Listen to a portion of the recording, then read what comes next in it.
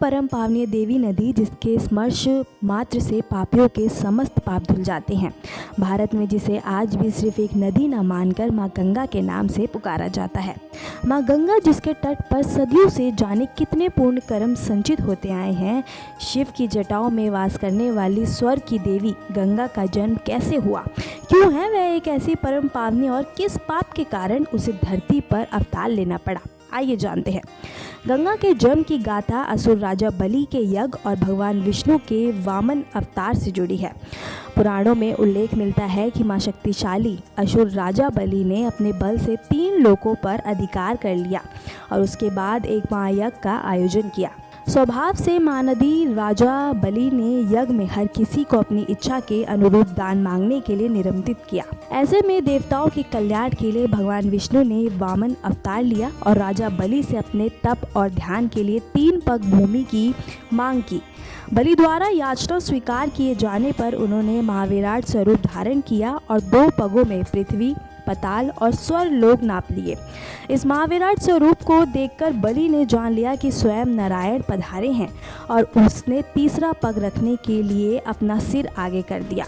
भगवान विष्णु ने उसके सिर पर पग रखकर उसे मोक्ष प्रदान किया और इसी भूमि नापने के कर्म में गंगा की उत्पत्ति का रहस्य छिपा है।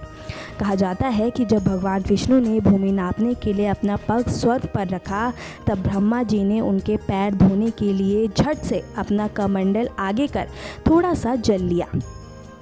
विष्णु भगवान के पैर के अंगूठे का प्रक्षालन हो सका और उसकी एक बूंद कमंडल में गिरी। उसी कमंडल से एक महाचंचल मोहक कन्या प्रकट हुई और वही थी गंगा।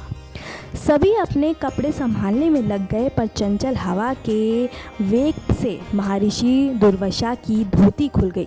महर्षि दुर्वासा के क्रोध से सभी देव अपनी हंसी दबाकर बैठे रहे, पर नादान गंगा स्वयं को न रोक सकी और ठहराकर हंसने लगी। गंगा की हंसी से दुर्वासा का क्रोध सारी सीमाएं लांघ गया।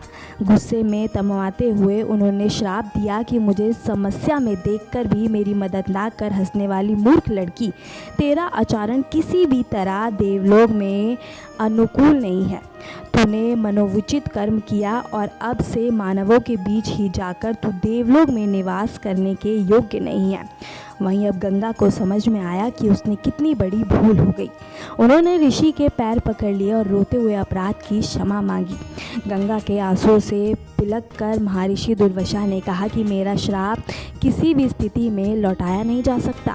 तुम्हें धरती पर जाना ही होगा, पर धरती पर जाकर भी तुम कभी मालिन नहीं होगी।